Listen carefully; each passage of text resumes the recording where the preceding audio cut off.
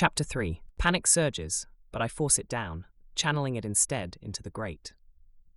I scramble around to brace my feet against the tunnel walls and shove backwards with everything I have.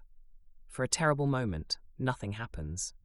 Then with a grinding shriek, the grate suddenly gives way. I fall into what looks like an underground junk room. I stay still and listen hard for sounds of pursuit. And here it comes. I scramble sideways and throw myself behind a heap of rubble, pulling a disgusting old tarp over me. Thankfully, the thugs are under time constraints, and only glance into the room before rushing onwards through the tunnel. I lie there a while to make sure they've gone before I crawl out and peer through a grime-covered window. White-suited figures move across the plaza above. As I watch, a siren goes off, and they all scramble back to their meeting point.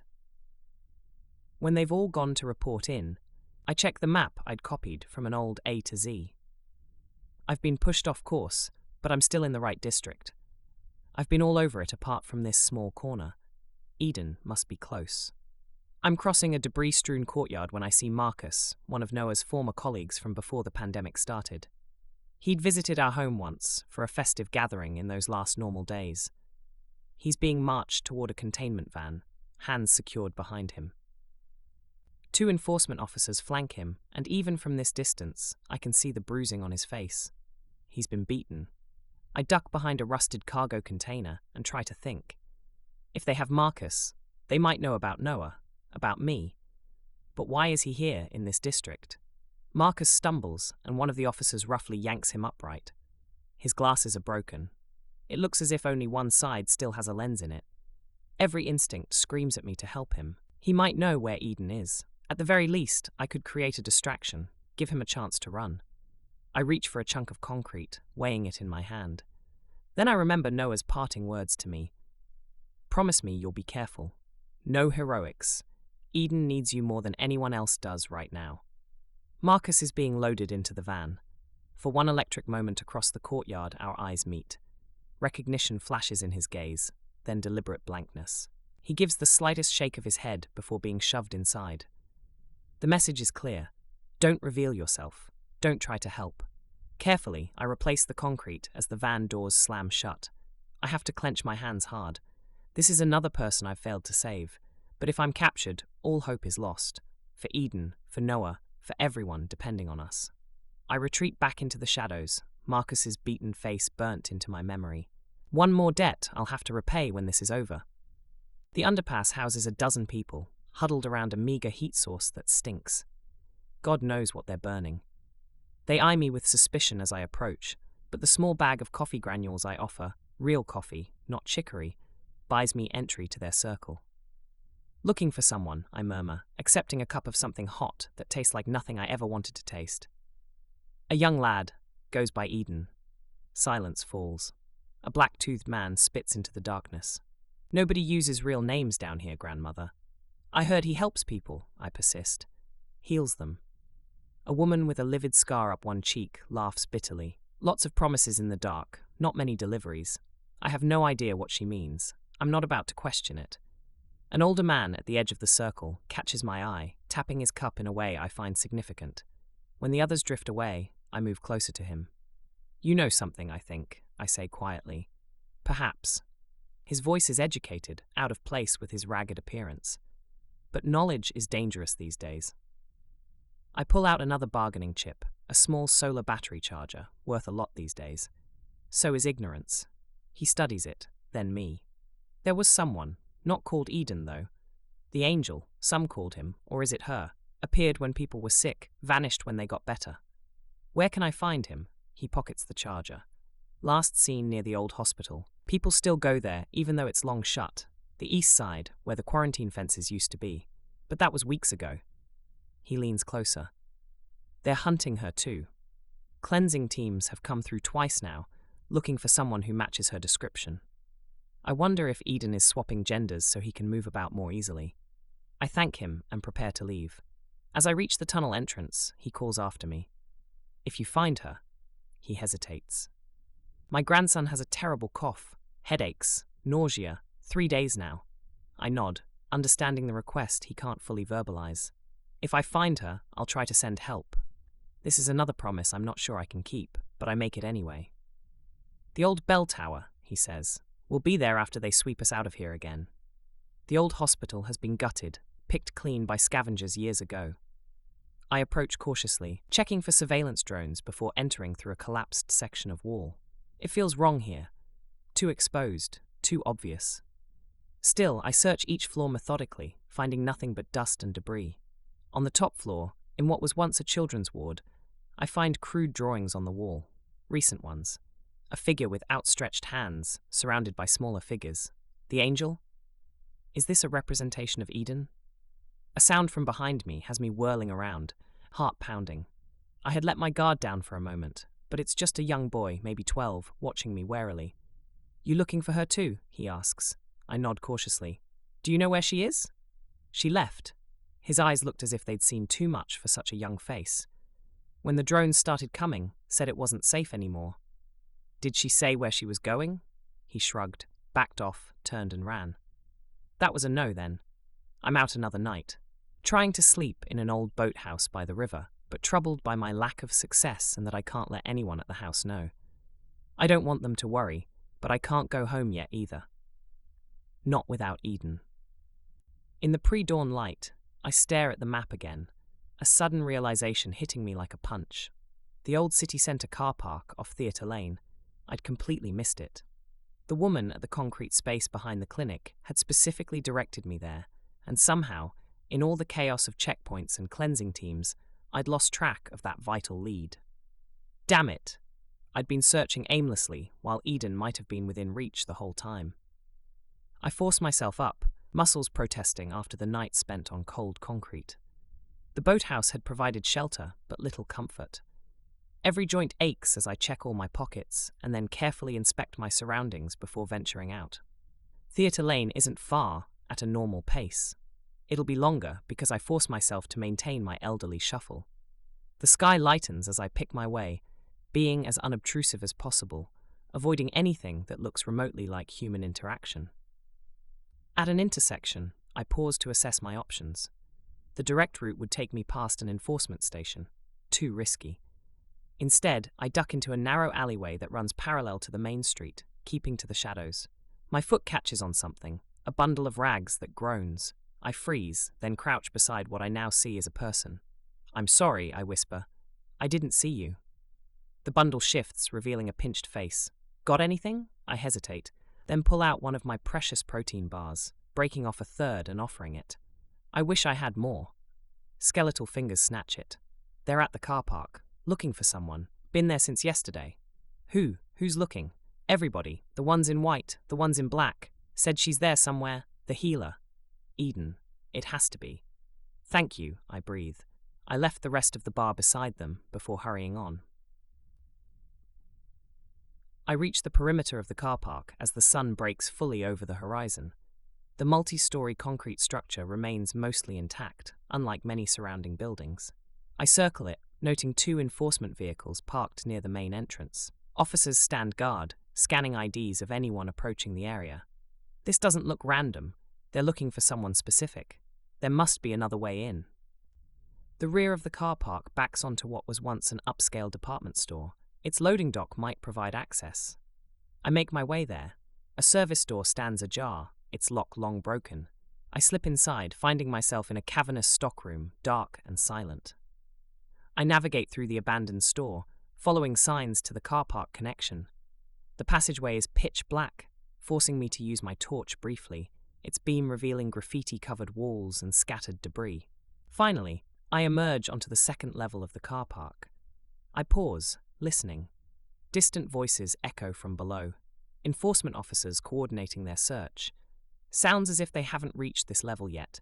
There is a lot of cover in the vast number of abandoned vehicles, some still containing the possessions of those who never returned for them. I head for the stairwell and climb quietly, trying not to run up them. On the 7th level, the top floor, there is a maintenance door marked Roof Access, Authorized Personnel Only. I try the handle. Locked. Pulling out a small set of picks from a hidden pocket in my jacket, I work on the lock.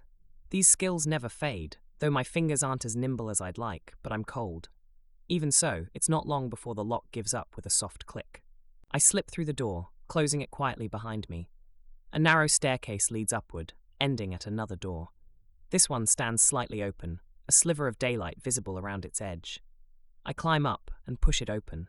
The roof stretches before me, dotted with ventilation equipment and ancient satellite dishes. The morning sun casts long shadows across the concrete. Wind whips my hair as I step out, scanning the area. At first, I see nothing. Then movement catches my eye. A figure crouched behind a large air conditioning unit. They haven't noticed me yet. I approach slowly, hands visible at my sides. "Eden," I call softly. "It's Beryl, from next door." The figure tenses, then peers around the unit. I try to keep my face blank. Eden's face is thinner than I remember, his hair cropped close to the scalp. "How did you find me?" "I've been looking everywhere. Noah sent me." Noah wouldn't send anyone. He'd come himself. Eden took a half step back. "Did she send you? My mother? Or the authorities?" I shook my head. "No one sent me but Noah. I wouldn't help either of them find you." "Smart lad. Trust no one." "Noah wanted to come for you," I say, keeping my distance. "I wouldn't let him. The streets aren't safe for young men anymore, but they don't look twice at old women." Eden studies me, suspicion heavy on his face. "Prove you know him." "I know I have changed a lot too, since we last saw each other, and I don't blame him for his caution. He's living with me now, him and Claude.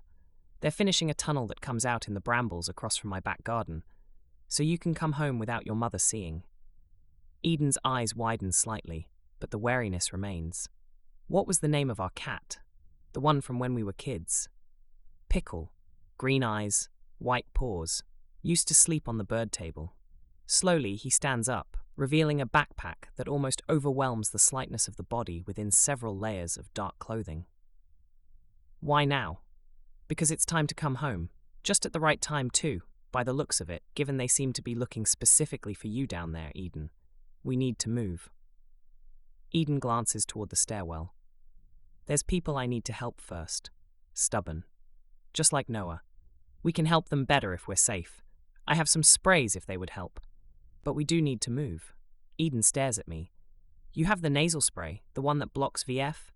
I pull out a couple of sprays from my pocket, and something approaching hope flickers across Eden's face. Then, abruptly, it's gone. Eden looks past me toward the door. Someone's coming. I hear the footsteps now, heavy, purposeful, climbing the stairs. Enforcement officers. "We've run out of time." "Get down!" I hiss, shoving the sprays back into my pocket. We duck behind the bulky air conditioning machinery, just as the rooftop door bangs open. 3 Grims spill onto the roof, weapons drawn. "Spread out," the lead Grim commands. "HQ says the fugitive's definitely up here somewhere. Multiple heat signatures detected." "Back there," I whisper to Eden, pointing to a narrow gap between 2 ventilation ducts that leads to the far side of the roof. "When I say go, run like hell and don't look back." Eden shakes his head. "They'll see us immediately."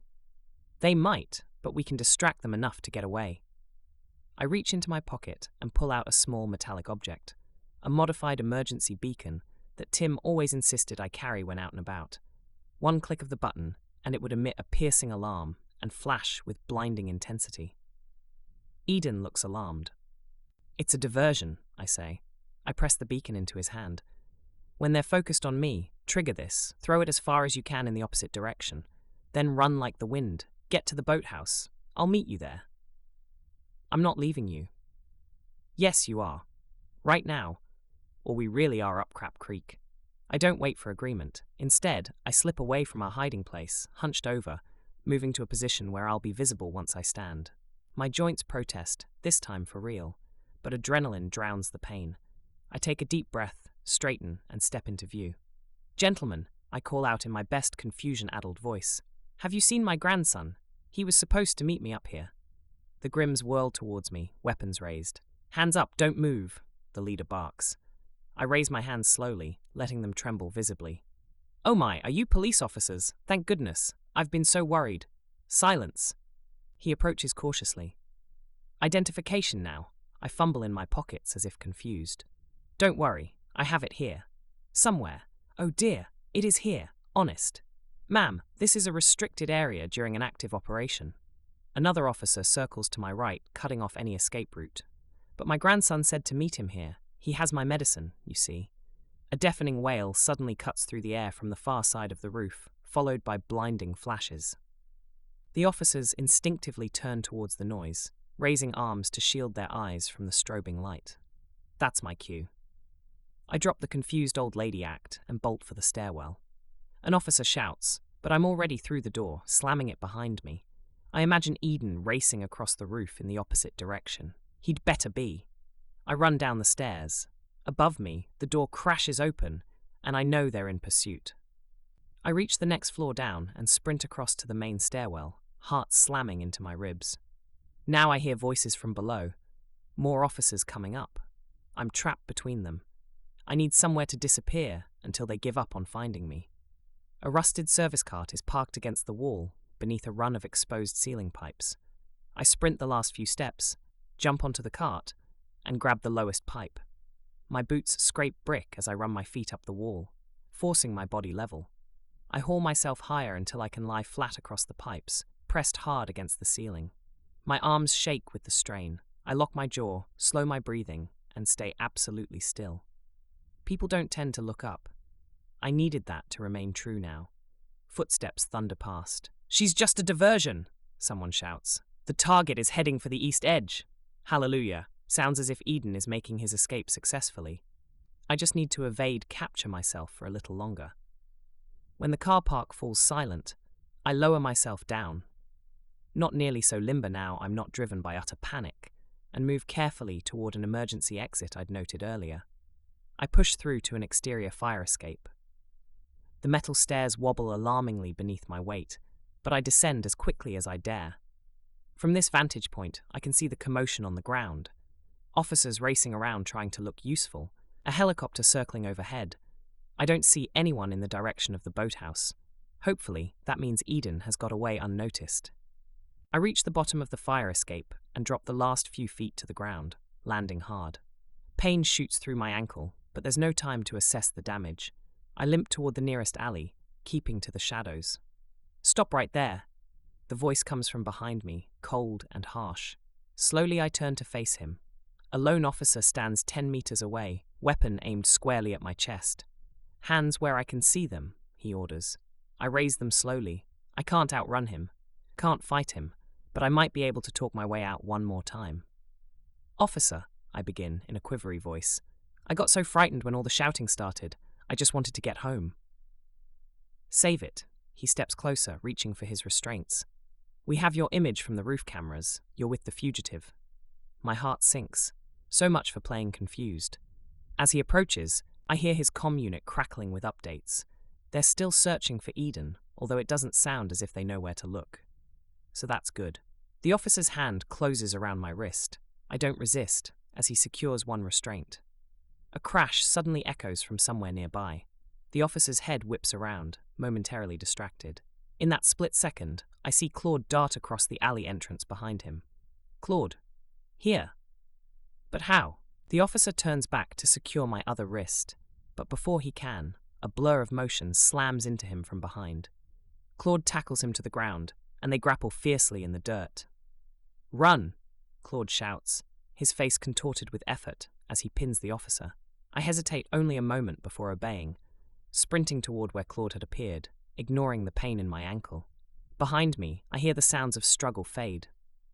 Claude catches up to me half a block later, breathless but grinning.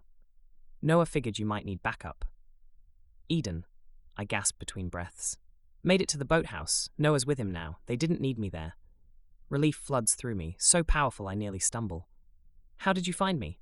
"We've been monitoring enforcement comms." Claude's grin widens.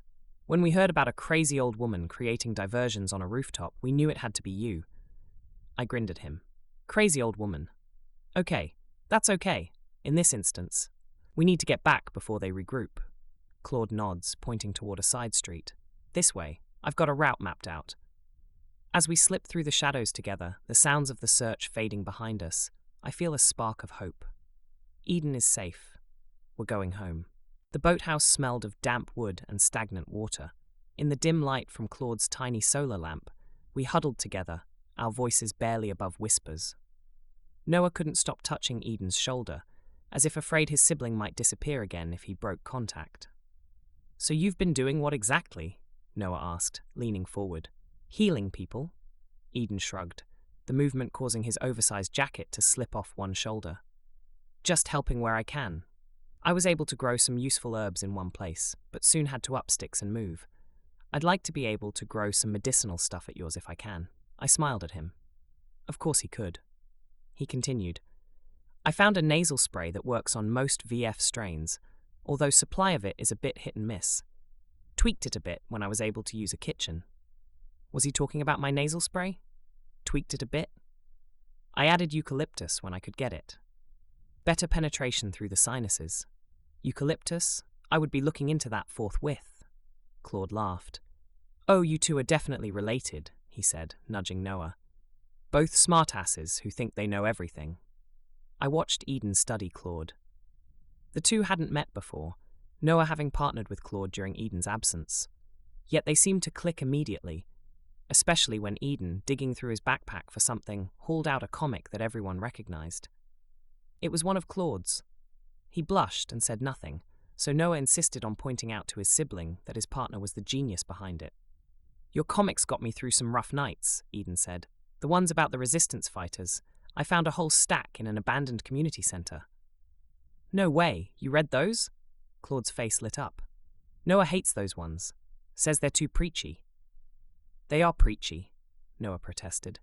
Their easy banter continued as night deepened. I dozed intermittently, exhaustion washing over me in waves. The important thing was that we'd found Eden. He was safe. Soon we'd all be home.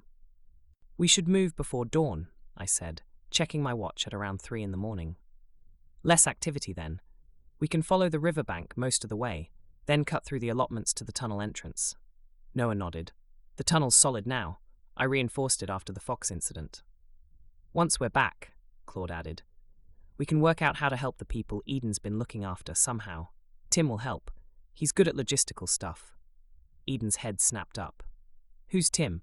Tim, Noah repeated, as if the name alone should explain everything. He's just another housemate. I felt suddenly on edge.